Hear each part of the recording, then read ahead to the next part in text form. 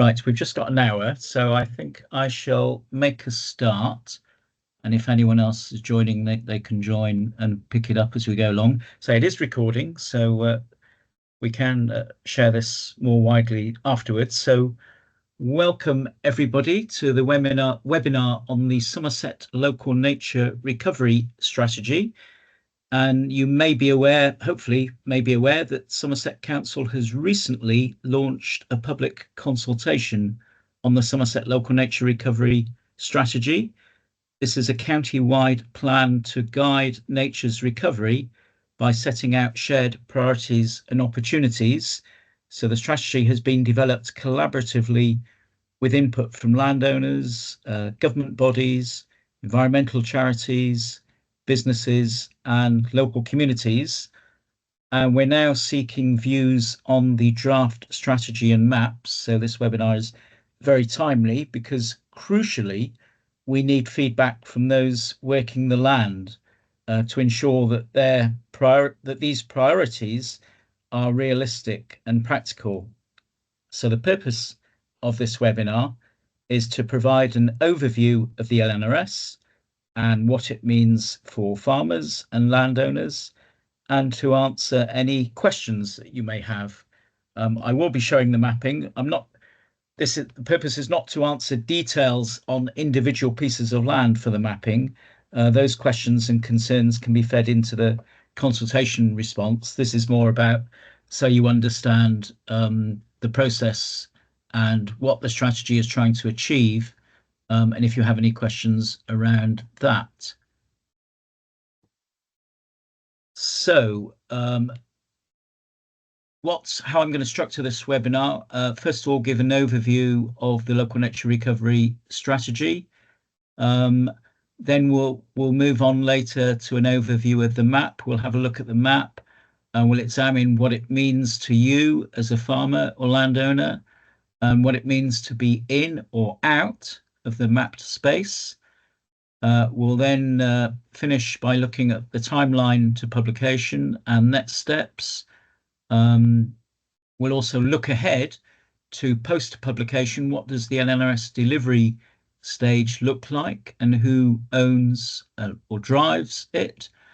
We'll also be looking at how to respond to the public consultation, and hopefully we'll have time for a question and answer session. So first of all, an overview of the local nature recovery strategy.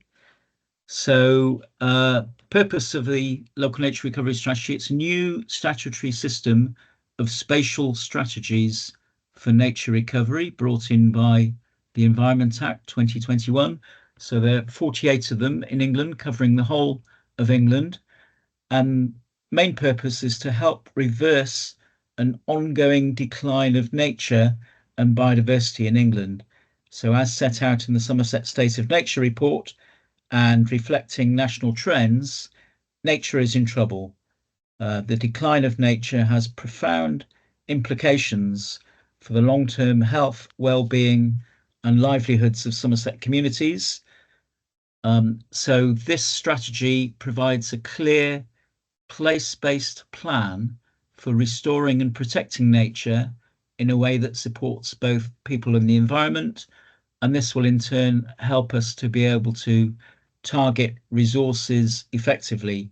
So both public funding and private investment can be directed to the areas where they will make the biggest difference for nature. I'm going to skip that one. So the development of the local nature recovery strategy sought input from local people, landowners, land managers, conservation charities, community groups, and other stakeholders. So it's about setting local priorities, deciding together which actions will make the biggest difference. It's about mapping the important places for nature, showing which habitats and species are most valuable locally, and where there are opportunities to restore or connect them. It will help to guide funding and projects, so helping farmers, landowners, councils and community groups access support and investment for nature-friendly work. And this will in turn help join up efforts, so creating a more connected nature recovery network so wildlife can move more freely between habitats. And it's also about supporting people in place, making green spaces healthier, safer, and more enjoyable, while reducing flooding, cleaning the air, and supporting well-being. And it also has a link to development, help shaping development, so ensuring new housing and infrastructure projects contribute positively to local nature rather than harm it. So in short, a local nature recovery strategy turns the big idea of restoring nature into a clear, practical roadmap for action in your community, for your landscapes, and for future generations. So, and what an LRS does not do, it doesn't create new legal designations or protections. So it's not creating new SSIs or national parks. DEFRA have been quite clear about that. It doesn't impose duties directly on landowners or developers. It guides rather than compels. It doesn't automatically secure funding. It can influence where funding should go, but it doesn't guarantee investment by itself. It doesn't replace existing planning or environmental policies. It's meant to complement local plans, BNG requirements, and protected site management, and it doesn't give permission to create habitat without consulting appropriate specialists. So it will not replace farm visits, good site surveys, and project planning, as it is intended as a strategic tool. And then finally, it won't dictate land management. So landowners are not forced to manage land in a certain way, though the strategy can encourage voluntary action. So the LNRS will not dictate to farmers what they can do with their land. It will be a guide, not a prescription. And furthermore, the LNRS does not look to take agricultural land out of food production. It's about finding where food production and nature can work hand in hand.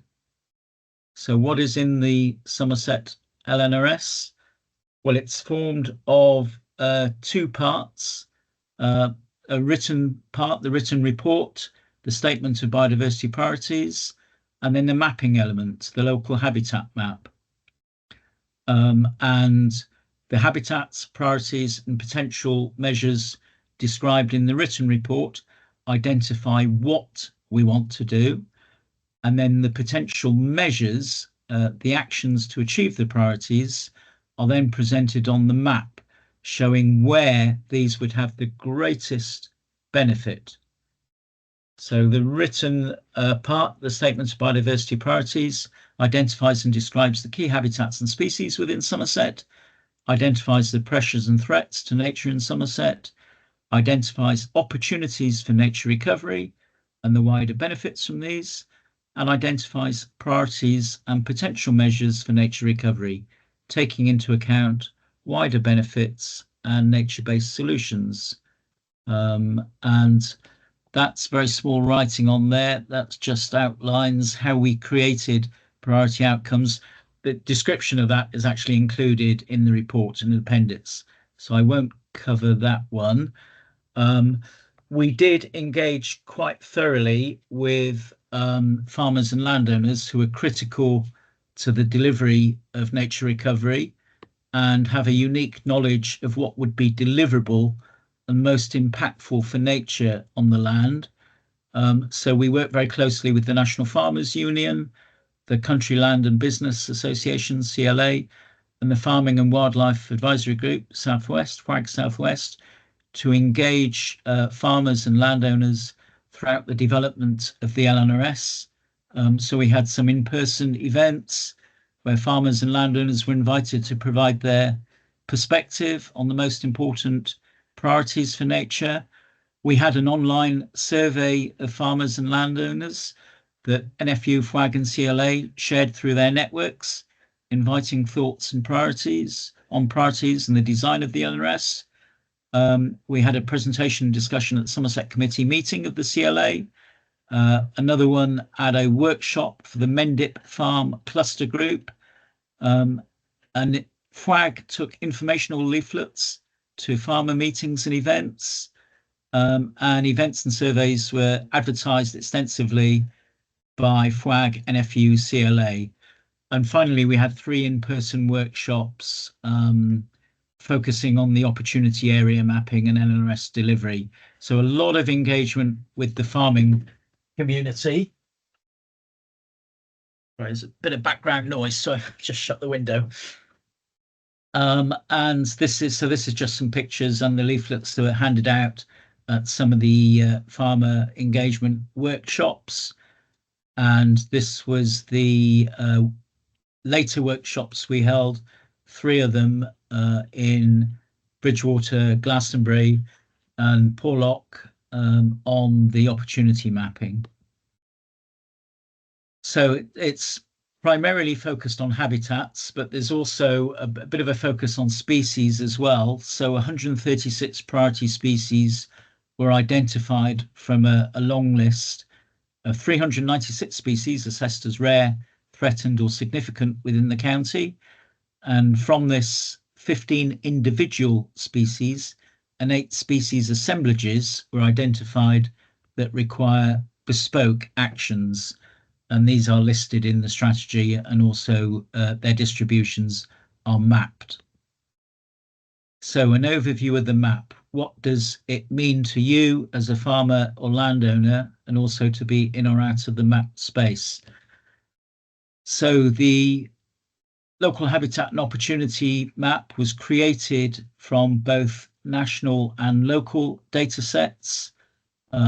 First of all, we mapped a baseline of our existing important habitats.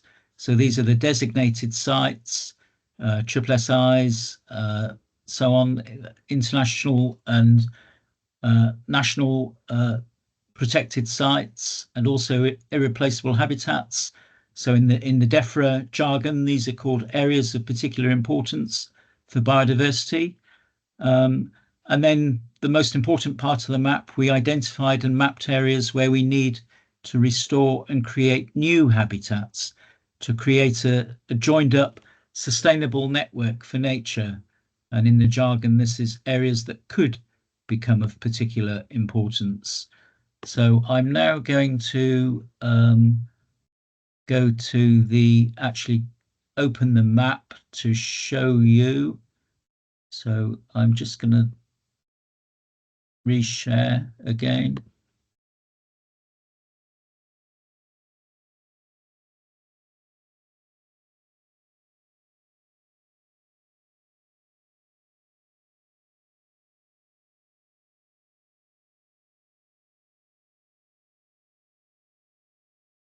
Yeah, so this is our consultation page, which again, hopefully many of you have already looked at. And from this page, you can download the strategy, the main report. And if you scroll down, so that's the link to the actual consultation itself, the questions. And there is a link here to the local habitat map. So if I click on that, we get a page, a sort of disclaimer page, an overview, things to read, and information on who provided the data. And if I click on the link to view the local habitat map, we get this that pops up. And so this includes both the all of the layers here. We've got areas of particular importance to biodiversity. We've got the various statutory designations. So if I click on that, oops. Yeah, so the SSSIs, special areas of conservation, national nature reserves, local nature reserves. And then we also have the non-statutory sites, which is the irreplaceable habit and the local wildlife sites.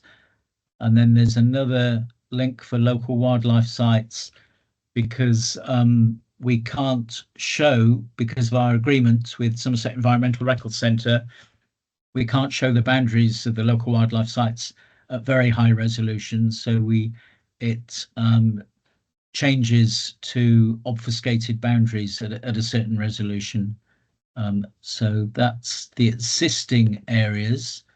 And then we have a summary of the areas that could become important. And they should come up, and this map then becomes, yes, so that's a bit messy at low resolution. So if we move in,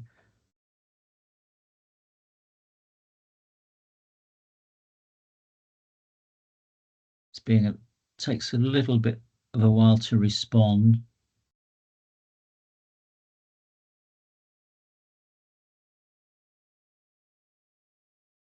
Yes, so these are the opportunity areas, but it's best to view these as the individual layers for the actual, so we can see what the actual measures being recommended are. So let's just take grassland and woodland, for instance.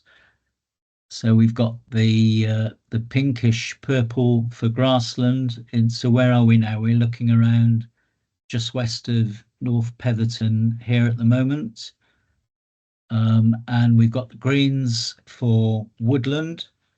So the areas that could become of importance, these are the high opportunity nature areas that can be used to guide where efforts and funding are targeted in the next 10 years. So the idea is that focusing on these areas could help deliver the most benefit for nature and the wider environment. And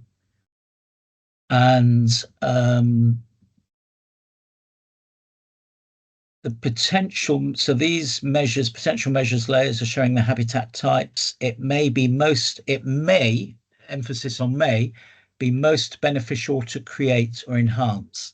So for each mapped location, there will be a primary potential measure.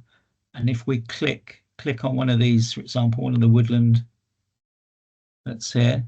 So the primary potential measure, the preferred action here, is W07, establish new woodland.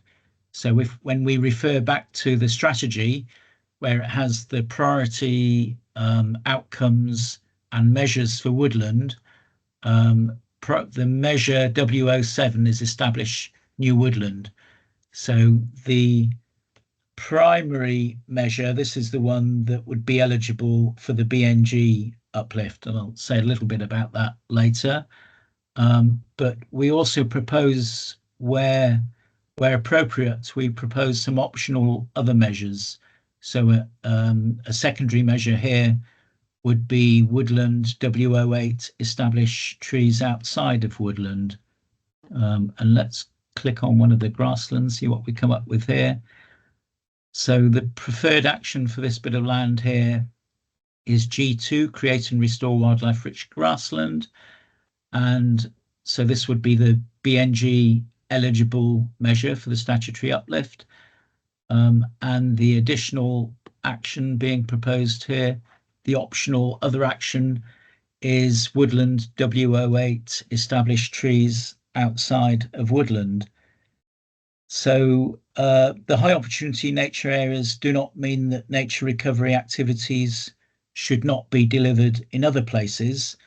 Some of the areas of the map, as you can see, won't fall into either areas of particular importance or areas that could become of particular importance. And so measures such as wildlife friendly gardening or sustainable farming, it's not possible to map the whole county as a high opportunity nature area for these measures. There are lots of things that can still be done for nature recovery in these areas that fall outside of the APIB or areas that could become of importance, with many potential measures, as I say, being beneficial almost anywhere. And similarly, just because a measure isn't mapped in a certain area doesn't mean that it isn't suitable. It just means that it isn't perhaps the most strategically important location for that particular measure to take place, or there is insufficient information to be able to map specific locations for the potential measures. So again, this is guidance. This is not prescriptive. This is just what the evidence shows and the local engagement shows is probably the most beneficial action to take at any particular place. And now I'll go back to the presentation because I talk a little bit next about what it means potentially to be in or out of the map.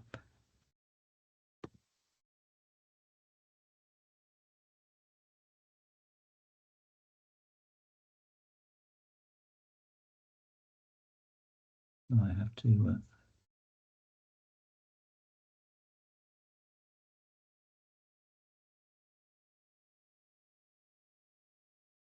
Yeah, so a couple of slides now on what it means in practice if your land appears on a local nature recovery strategy map. So first thing to emphasize is that it highlights opportunity, not restriction. So the LNRS map shows areas where actions for nature could make the biggest difference. So for example, land that can connect habitats, improve water quality or reduce flood risk. It's not a legal designation like a triple SI or nature reserve, and it doesn't stop normal farming. The LNRS will not directly impact what you do with your land. It's again, I should emphasize, it's a strategy to help inform future nature recovery. The opportunity mapping is for guidance, and it's not a prescription to be followed. Whilst we hope that farmers and landowners will engage with the LNRS and use it once it is published, the LNRS will not affect you if you do not wish to do so. So to the question, will I have to do anything described on the maps? No, you don't if you don't want to. The strategy and map are purely suggested ways to enhance nature. Whilst they're based off of the best evidence, they cannot replace the knowledge you have of your land. You can choose another way to help recover nature, or you can choose to farm as you have done previously in that area. And then also to the question, I want to help nature, but would like to do something other than described on the mapping. Is that okay? Well, the strategy and the mapping will be a suggestion of how to aid nature most effectively in that area based on evidence. If you have something different in mind, that is fine. Although it's important to think about whether what you plan to do could, in some cases, be counterproductive. For example, you're not looking to plant woodland where heathland would be the most nature-friendly solution. And the advice is, if you're unsure, please speak to your farm advisor for guidance. Another thing that appearing on a map would do is it may open doors to funding. So if your land falls within a priority area on the LNRS map, it's probably going to be more likely to attract support from environmental land management schemes, certainly from biodiversity net gain projects, and also possibly from water or carbon schemes. So being on the map helps show that your actions would fit local priorities, which is a big plus when applying for grants.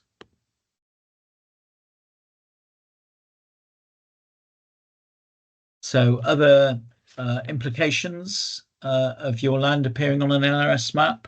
So you're part of the local nature network. So it means basically that your land might play a key role in connecting habitats, for example, linking two woodlands or protecting a river corridor. And this can bring wider benefits like better soil, pollination, and water management across the wider landscape. It helps local decision making, So local authorities and conservation groups will use the LNRS map to target advice, resources, and investment. So farmers on mapped areas may be the first approached for collaborative or funded projects. And again, just to emphasize, it doesn't mean there are new rules. It is voluntary. So the LNRS doesn't bring new obligations or restrictions on how you farm. It is a planning and funding tool, not a form of regulation. So in summary, if your land appears on the LNRS map, it means that your farm is important for local nature recovery and that you may be well placed to benefit from future funding, advice, or partnership opportunities. It's about recognition and potential, not limits. So we just had a look at the map, look at that. So what does an LRS mean for farmers more widely?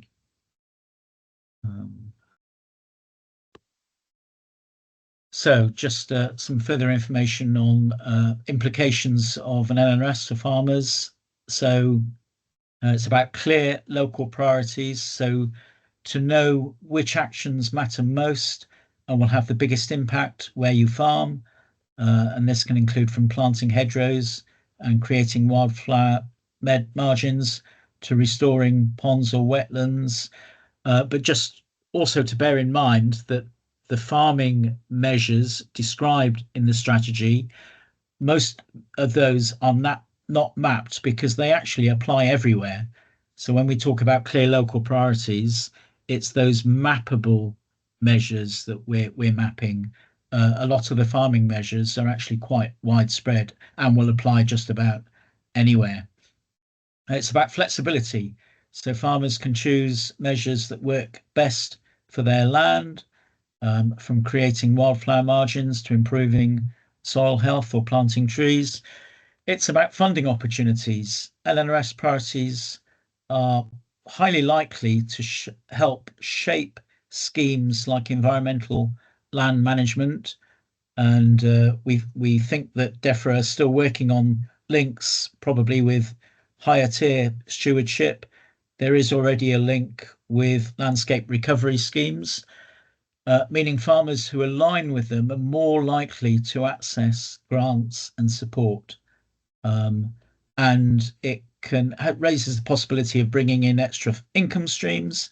So nature friendly practices can bring in payments for carbon storage, biodiversity net gain, water quality improvements, or even eco-tourism.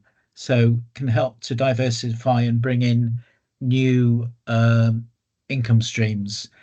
And again, just to reiterate, so an NLRS isn't about adding red tape, it's about creating opportunities and support for nature-friendly farming that also benefits their land and business. And another slide on what implications for farmers.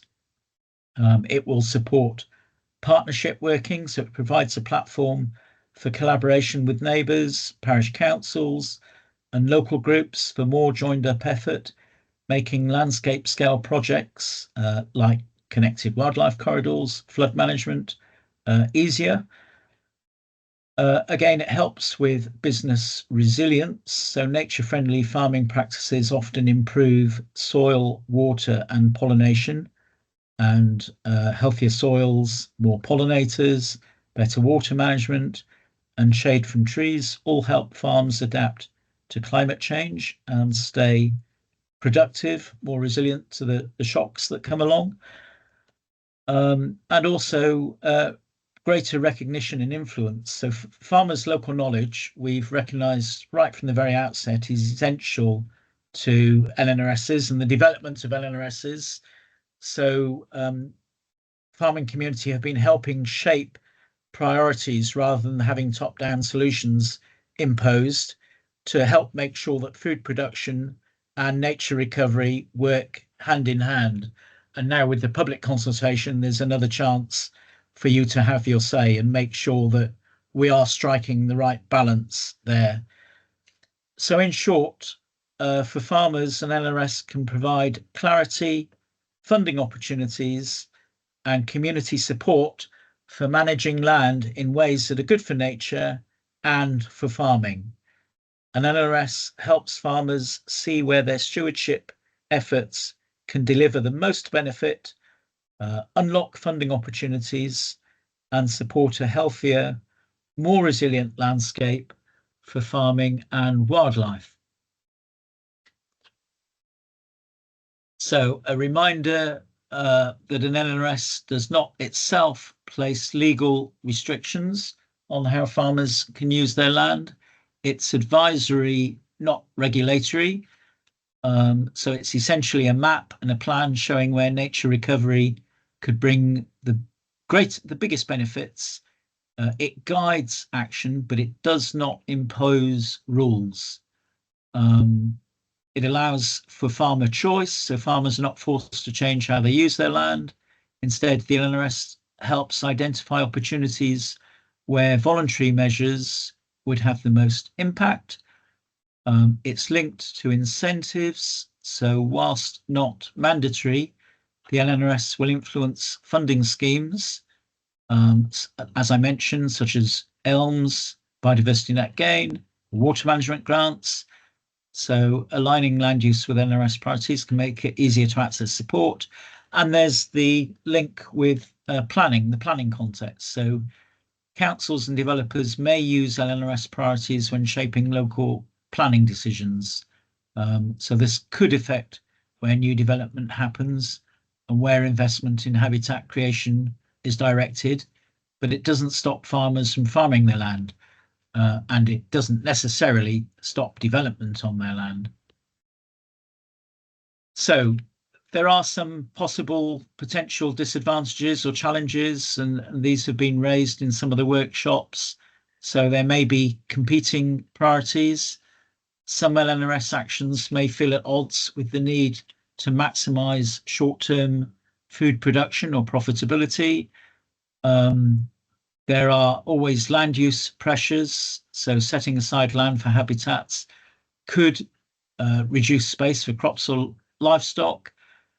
We're in an uncertain funding climate, and support schemes like ELMS are still developing, and therefore it's still not always clear if payments will always fully cover the costs of nature recovery work. Administration and complexity. Probably the last thing you need is more paperwork, reporting, and it will involve potentially an element of that, although hopefully the financial gain and the wider benefits will make that worthwhile. There may be neighbour differences, so not all landowners may agree on priorities or want to participate, which can make collaboration tricky. And finally, sometimes it may require long-term commitments. So some nature recovery projects, such as woodland creation, require changes that lock up land use for decades, which of course not every farm can accommodate. So in the strategy, there's a section on farmland habitats, so a description of farmland in Somerset, how important farmland is to Somerset, some of the pressures on farmland and farmland habitats. We have the priorities outlined for farmland that again have been collectively decided through our engagement, and then we have the measures to achieve those priorities. So please, if you have the time, please do take a look at that. Give us your feedback through the consultation that's ongoing. And just to let you know, also in the strategy, chapter 5, there is a section on working together, how different groups of stakeholders can use the LNRS.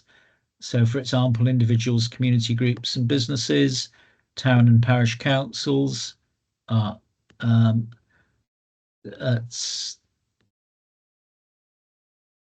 Yes, so we also have one for farmers, which is not on this slide, but we also have how farmers and landowners can use this strategy, which is basically what I've been explaining in earlier slides. Um, so the public consultation, so it's currently live, and we will be sending out posters to all parish councils to display, and we'll share these with NFU, Flag Southwest, and CLA to share with their members. The posters have just been produced. They have a QR code which will take people straight to the consultation, make it easier for people to fill in the consultation. And then post consultation, what we will do is we will review your feedback. There we will constitute an expert panel, so specialists in nature recovery, and they will help assess the responses that we get. We'll have a consistent way of evaluating and scoring the responses. And then as an outcome, consultation responses, we will publish the responses. So we're fully transparent on the LNRS website, with the final NRS publication expected in early 2028. And that's the last one of this subset. Yes, so I think we'll leave some time for questions and answers. So I'm just opening the chat now. So does anyone want to put their hand up? I'll stop sharing.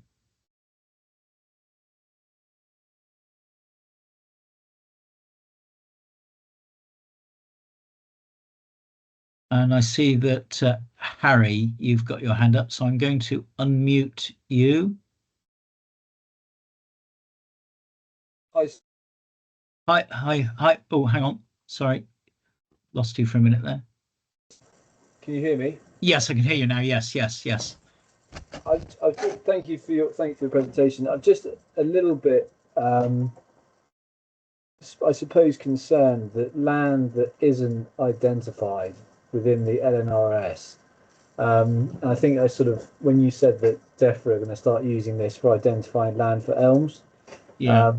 Pots of money are obviously getting shorter in DEFRA, and my sort of main concern is that if you're not on this LNRS, you're just not going to get future funding, and I think that could be a really could be a game changer, not in a good way, for farmers trying to access this stuff. Farming is unbelievably shocking at the moment. We're not making any money.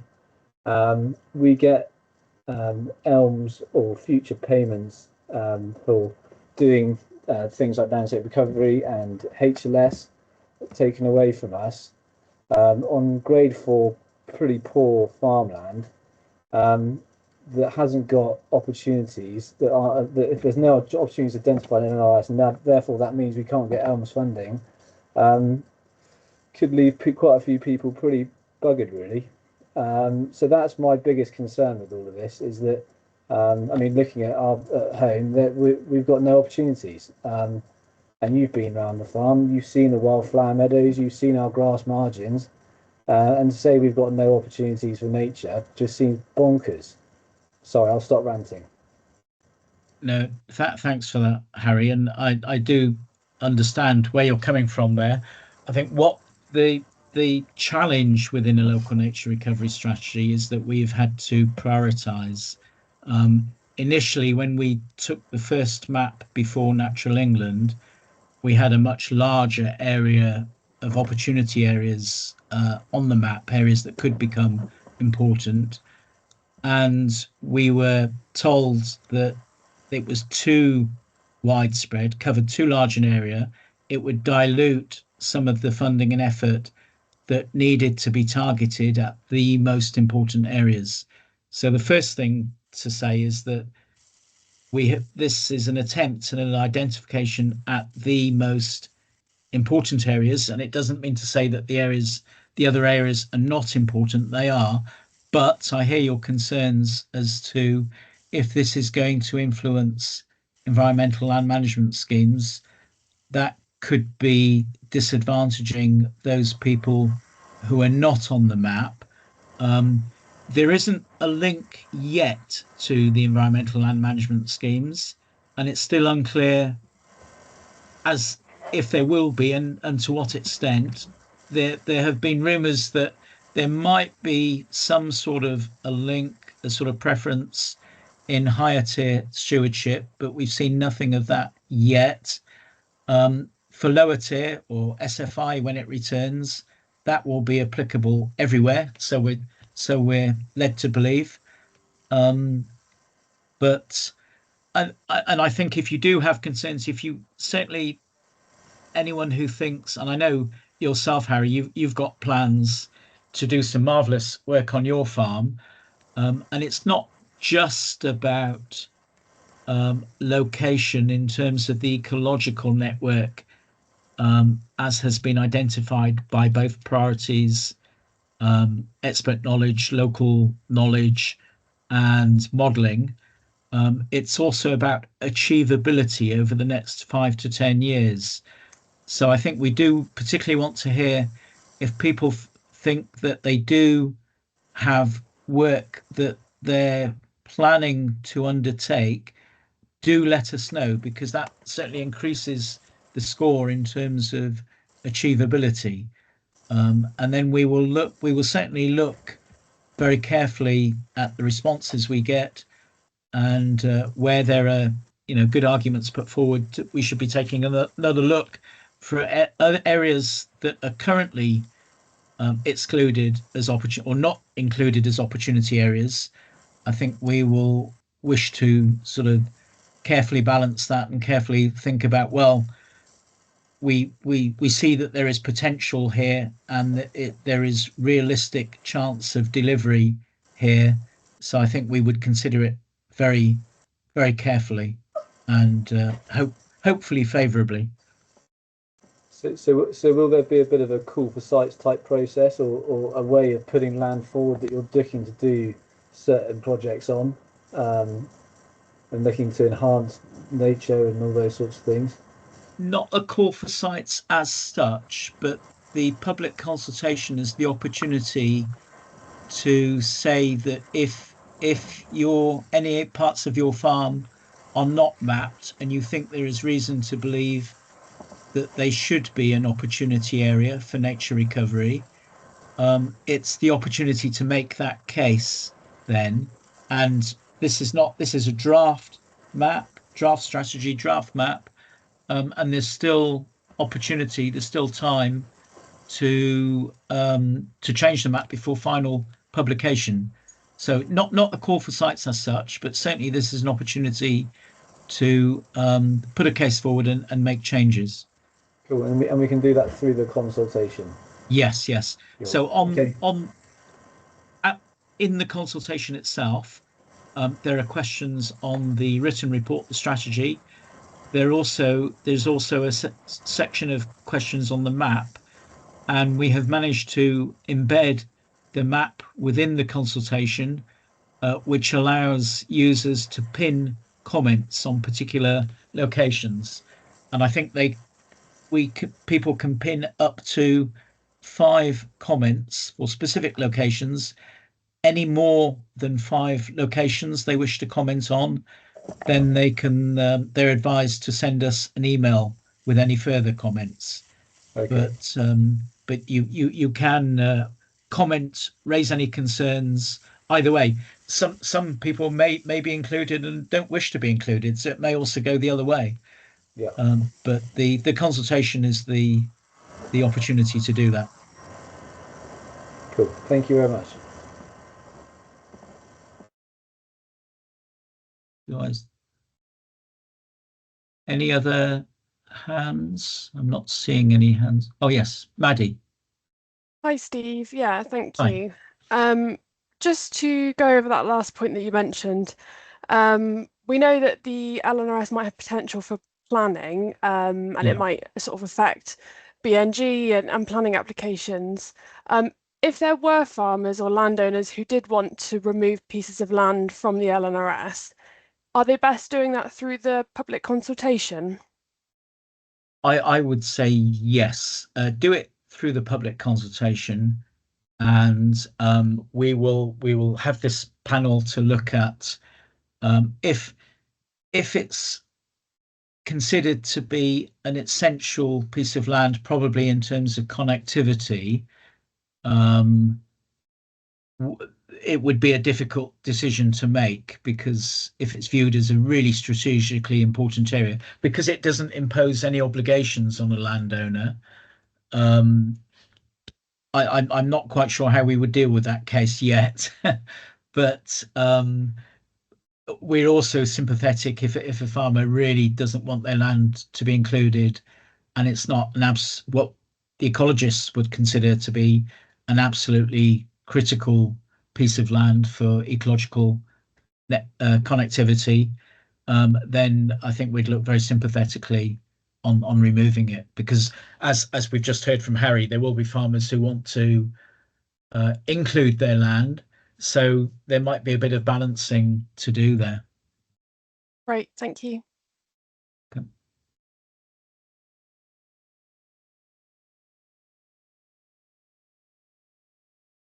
Any other questions?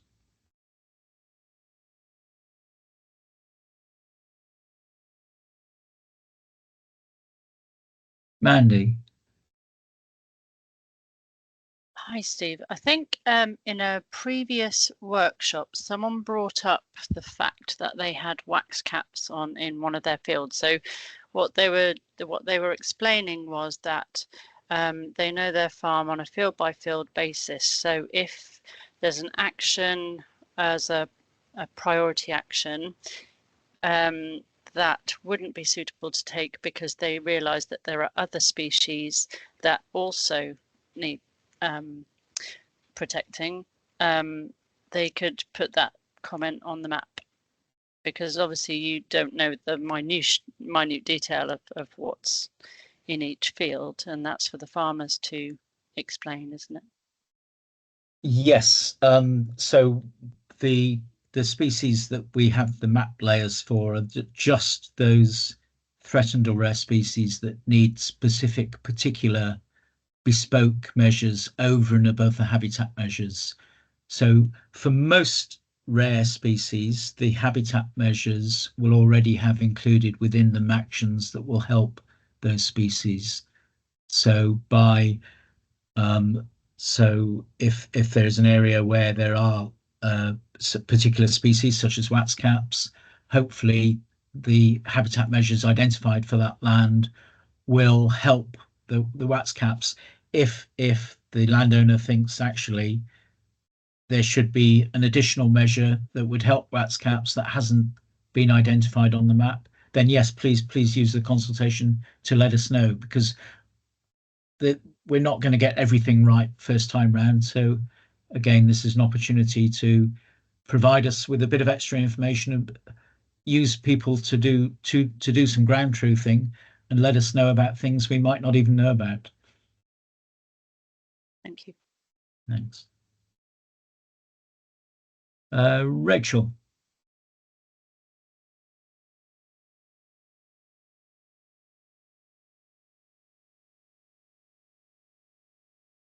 Can you unmute yourself?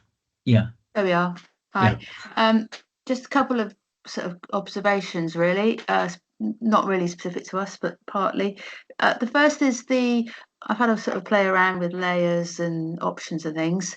Is there any way of making the measures for each area clearer in terms of colour? I've really struggled.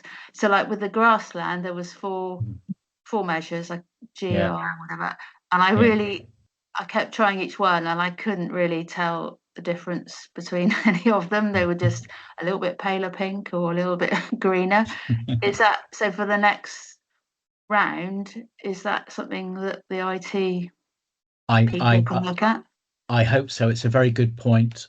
Please mention it if you provide a consultation, because I fully agree with you that some of the colours, there's so little distinction between them. It is a bit confusing, and I hope it is something that we can make clearer in the final map. Please do mention it. If people mention it as well, that will help our case. But Okay. yeah, I'll raise that with our IT people. And the other, the other sort of observation is we happen to be in the few people that fall into the coastal mapped area. Yeah. And I think also wet grassland, which might be easier. But with the coastal options, I think they all involve the word saline. All right. Yeah. And I don't think it's almost like, yes, it's a voluntary thing, but we can't voluntarily do it because obviously it's a massive infrastructure project, and I don't think the town of Highbury would be very impressed if we started cutting the holes in the bank to let the sea in. So it's almost like, well, this is what you could do, and it's almost like, well, we can't. Our hands are tied because that's almost like that's a massive infrastructure option. So a bit like Henry, I suppose, it's like, well, that they might say that's our priority, but if we can't actually do it, even if we wanted to, it sort of feels that we're a bit slightly postcode lottery, I suppose, for want of a better phrase. That does sound like it could be an artifact of the modelling that is actually not realistic in real life. Please mention that so we can have a look at that. But it sounds like a coastal measure has potentially been mismapped there, perhaps based on other reasonings. But I think it's done on sea.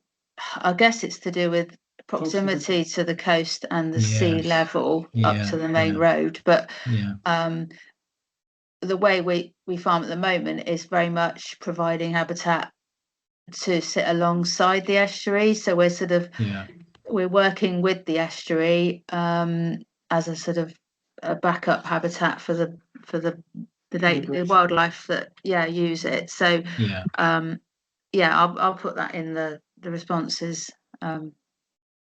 Thank you. Yeah, please do. Thanks very much for pointing that out. Please do. And we want to make sure that we improve the map and we sense check it before it goes to its final version. Thank you.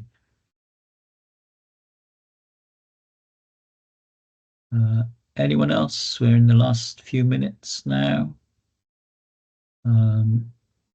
Just to say, I can share these slides for FWAG, NFU or CLA to circulate along with the recording of this meeting, in case anyone else not present today has an hour to spare, but I can certainly share the slides. Well, I take it from not many questions that you're reasonably content with what you heard, with obviously just one or two minor concerns about whether land is correctly labelled or not labelled at all when it should be. But public consultation is the opportunity to flag those concerns, and they will be looked at very carefully.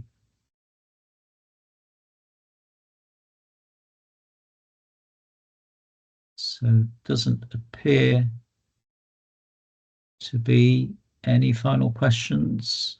No, nothing in the chat. No, well, in that case, just remains for me to thank everyone for attending today, and thank you for your interest in this. And please do respond through the public consultation. This really is a chance to point out any potential errors that might have been made, particularly in the map. And we want to make sure we have the map as realistic and accurate as possible before we get it finalised. Right, so I think we're finished then. So thank you very much indeed to everyone. Thank you. Thank you.